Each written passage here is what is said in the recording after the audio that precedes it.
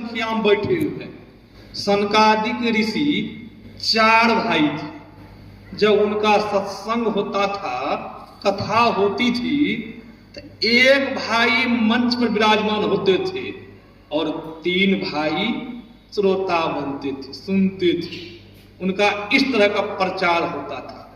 और परम संत बाबा देवी साहब के जब जीवनी को पढ़ेंगे, परम संत बाबा देवी साहब का जब सत्संग होता था, प्रचार होता था, तो परम संत बाबा देवी साहब के सत्संग में एक भी श्रोता रहते थे तो सत्संग सुनाते रहते थे।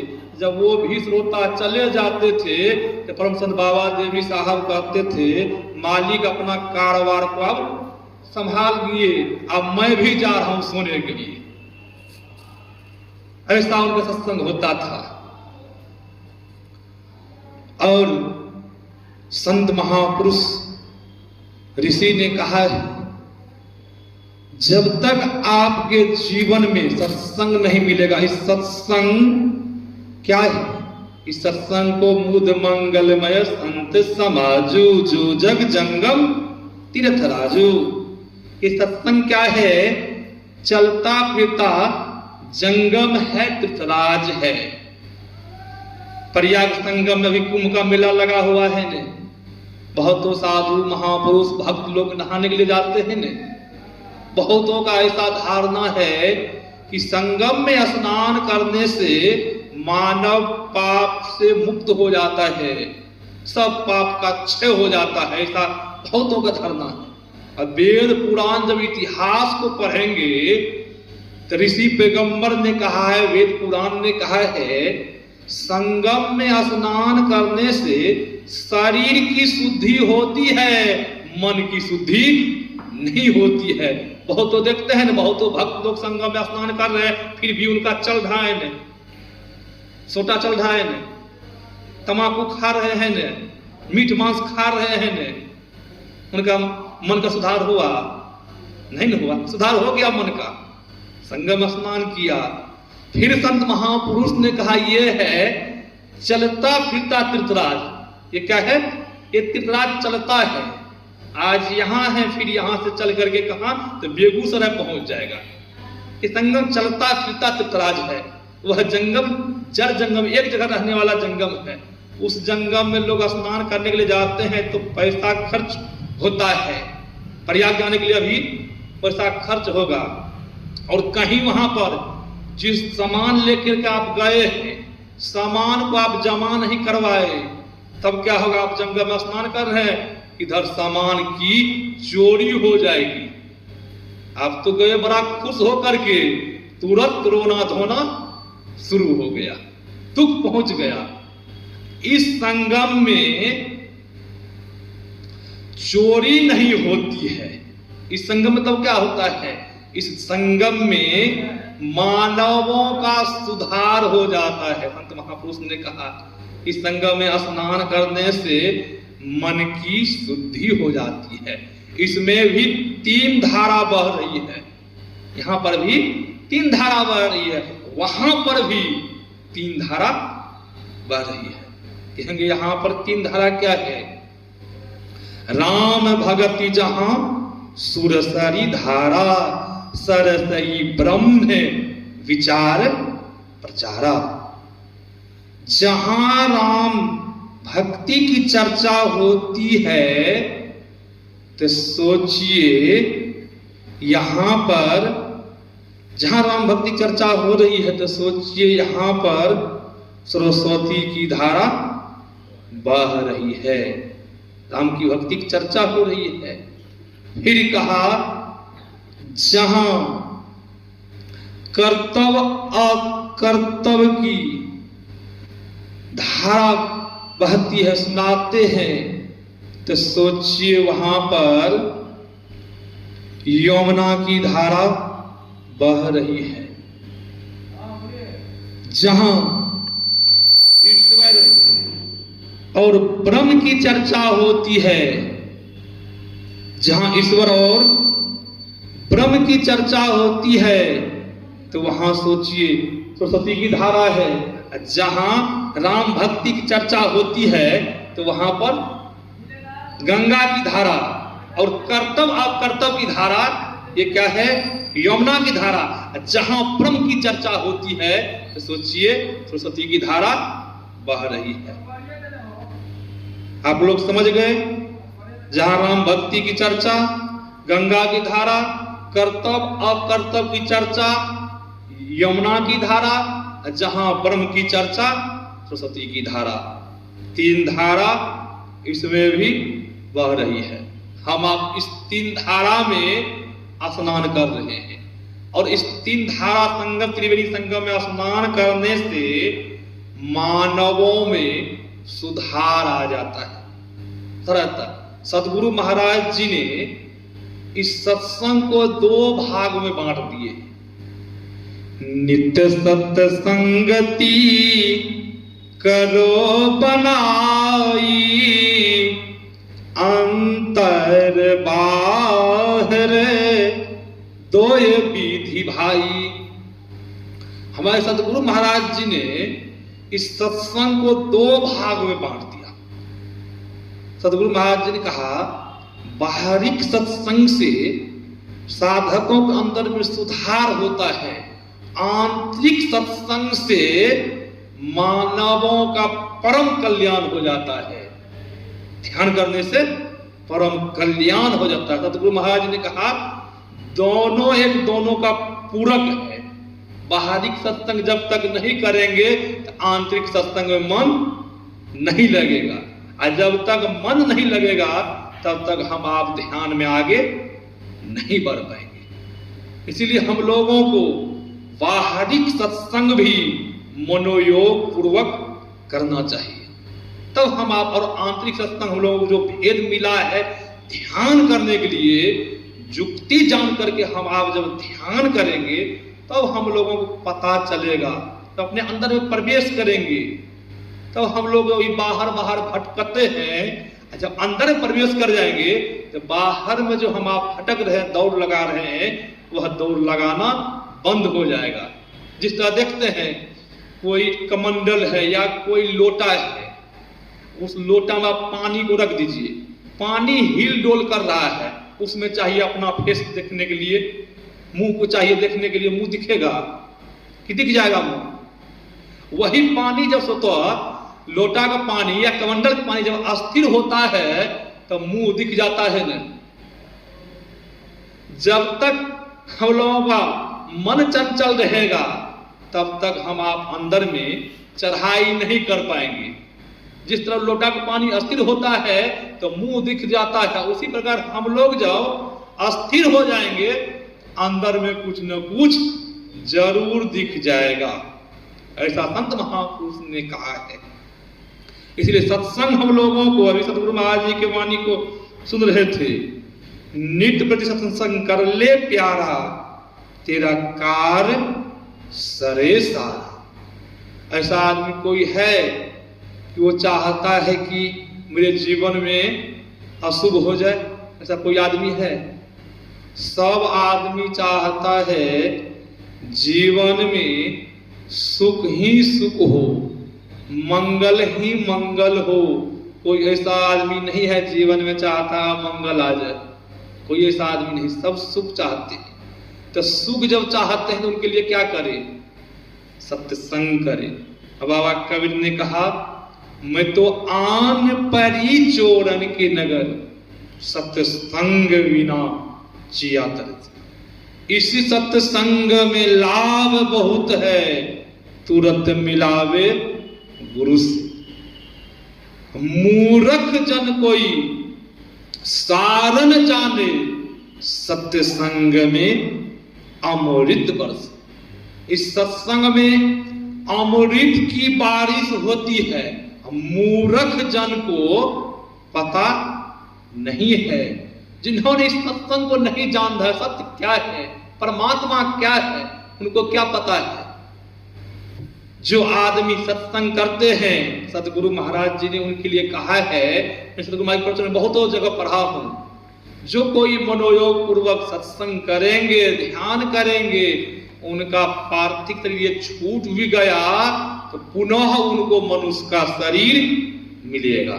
सतगुरु महाराज जी कितना लाभ है, शरीर छूट भी गया, पशु के शरीर में आप नहीं जाएंगे। इतना लाभ सत्संग करने के लिए से है हमारे सतगुरु महाराज जी। और रामायण को जब पढ़ेंगे, प्रथम भगति संतन कर संगा, जो संतों का संग कर लिया है वही है सत्संग। जो कथा होती है, सत्संग होता है, वहां जाकर सुनते हैं तो वही है दूसरी भक्ति। सत्संग कथा सुनने से भी बहुत लाभ होता है। कहेंगे लाभ क्या होता है? परमाराध्य आराध्य देव जी के समकालीन में महर्षि में ही आश्रम कुप्पा घाट में सत्संग हो रहा था। सतगुरु महाराज जी के समकालीन में सतगुरु महाराज जी की तस्वीर नहीं लगती थी। सतगुरु महाराज जी चेयर पर, कुर्सी पर विराजमान होते थे। जो भी सत्संगी पुष्प या फल प्रसाद लाते थे तो सतगुरु महाराज जी के चरण में चढ़ा देते थे और नमन करके बैठ जाते थे। एक सत्संगी पेड़ा लेकर के आए थे, सतगुरु महाराज जी के चरण में चढ़ा करके और सत्संग में बैठ गए। सतगुरु महाराज जी का जब प्रवचन संपन्न हुआ, आरती हुई, सत्संग में बहुत काफी भीड़ थी और संतों की मौज होती है। सज्जनों, जिनके ऊपर संत की कृपा हो गई तो सोचिए ईश्वर की कृपा हो गई है, और जिनके ऊपर से संत की कृपा हट जाए तो सोचिए ईश्वर परमात्मा की कृपा हट गई है। जो ने करे लकीर सो करे फकीर। जो ब्रह्मा जी नहीं करते हैं वह कौन करके दिखा देते हैं? संत, महापुरुष, ऋषि करके दिखा देते हैं। उनके मिटने वाले वही है, और कोई मिटने वाले नहीं संसार में। ब्रह्मा जी के लकीर को मिटने वाले फकीर ही है, और कोई संसार में मिटने वाले नहीं है। होता क्या है? सत्संग संपन्न हो गया। अब सत्संगी सब सतगुरु महाराज जी का नमन कर रहे थे। वहीं पर पूज्य केदार बाबा बैठे थे। सतगुरु महाराज जी की आज्ञा हो गई कि केदार एक एक पेड़ा सब सत्संगी को दीजिए। पेड़ा लिफाफ में थोड़ा सा था। पूज्य केदार बाबा के मन में हो रहा है एक एक पेड़ा कहां होगा सबको, काफी भीड़ है, एक एक पेड़ा भले तोड़ के देंगे उसमें भी सबको नहीं हो पाएगा, तोड़ करके भी सबको नहीं हो पाएगा। हजूर की आज्ञा हो गई है एक एक पेड़ा सबको दीजिए। कुछ केदार बाबा लिफाफ को उठाते और सब सत्संगी को एक एक पेड़ा देना शुरू कर दिए। होता क्या है, सबको पेड़ा भी हो गया और लिफाफ में पेड़ा भी बच गया। की जाए। ऐसे हमारे सतगुरु महाराज जी थे। ये है सत्संग की विशेषता, संत की विशेषता। उन्हीं के शिष्य अनुयायी हम आप, वही मंत्र हम लोगों को मिला है, वही क्रिया हम लोगों को मिली। अलग कोई क्रिया है, अलग कोई मंत्र है, फिर हम आप क्यों नहीं तरक्की करते हैं? बहुत तो सत्संगी है, सत्संग पुराने पुराने सत्संगी है, फिर भी आकर के कहते हैं बाबा ध्यान में मन नहीं लगता है, मन चंचल रहता है। ऐसा क्यों? सतगुरु महाराज जी के शिष्य हम आप हैं, वही मंत्र का जप करते कि दूसरा कोई मंत्र जप करते हैं, दूसरा कोई विधि है, दूसरा कोई क्रिया है नहीं न है। वही विधि, वही क्रिया। फिर हम लोगों को क्यों मन भाग रहा है, क्यों नहीं तरक्की करने का क्या कारण है? जरा विचार कीजिए। गोस्वामी जी महाराज ने कहा, मन तो फिरे संसार में। मन कहां फिर रहा है? मन तो फिरे बाजार में, संसार फिर रहा है। मन तो फिरे संसार में, तन साधन के संग तुलसी याही वियोगते, नहीं लागा हरि रंग। गोस्वामी महाराज ने तो खुलासा कर दिया, मन कहां फिर रहा है? तो संसार में विचरण कर रहा है मन। तन कहां है? साधन के संग में है। यही कारण है हरि रंग नहीं लग रहा है। जब अंदर जाएगा सत्संग तब न हरि रंग चढ़ेगा। सत्संग अंदर जाता नहीं है। जिस प्रकार बहुत लोग देखते सत्संग में आते हैं, गमछा बिछा करके बैठते हैं, बहुत आरती लेकर बैठते हैं, और जब प्रवचन संपन्न होता है, जब आरती लगती है, तो बहुत तो सत्संगी का आप देखिएगा उस गमछा को लेते हैं, जोर से झाड़ देते हैं। मतलब क्या? जो भी कुछ मैंने सुना बाबा सब यही मैंने छोड़ करके जा रहा हूं, वही घोड़ा वही मैदान, जो हम करते थे वही फिर करेंगे। यही कारण है हरि रंग नहीं लग रहा। बहुत तो पुराने सत्संगी है, मेरे पास प्रणाम करने आते हैं, उनका जब देखते हैं तो हाथ में चुनाव चिन्ह। मर बाबा ये क्या है हाथ में? बाबा क्या बतावे, कभी कभी खैनी खा लेते हैं, कभी कभी खैनी खा लेते हैं। जरा विचार कीजिए, जो आदमी खैनी कभी कभी खाएंगे, सदगुरु महाराज जी ने कहा है, नशा लेने से मन चंचल होता है, और जब मन चंचल होगा तो ध्यान में मन लगेगा, ध्यान में मन नहीं लगेगा। चंचल मन से संसार कोई काम होगा। देखते बहुत आदमी की रोड पर पिटाई हो जाती है, क्या कहते? बाबा इनका मन चंचल हो गया था, इसीलिए इनकी पिटाई हो गई। मतलब उनका मन अपना आप में काबू में नहीं था। जिनका मन काबू में नहीं रहेगा, उनसे ध्यान होगा, सत्संग होगा, नहीं न होगा। इसलिए सदगुरु महाराज जी ने कहा नशा नहीं खाने के लिए। और सदगुरु महाराज जी ने कहा, आपके दरवाजा पर गाय है बंधी हुई, भैंस बंधी हुई है, बैल बंधा हुआ है, उस बैल के लाद में आप खैनी के पात्र को दे दीजिए, बैल खा लेगा ना। गाय खा लेगी खैनी, खैनी पात्र नहीं खाएगी, वो सूंघ करके छोड़ देगी, बैल सूंघ करके छोड़ देगा।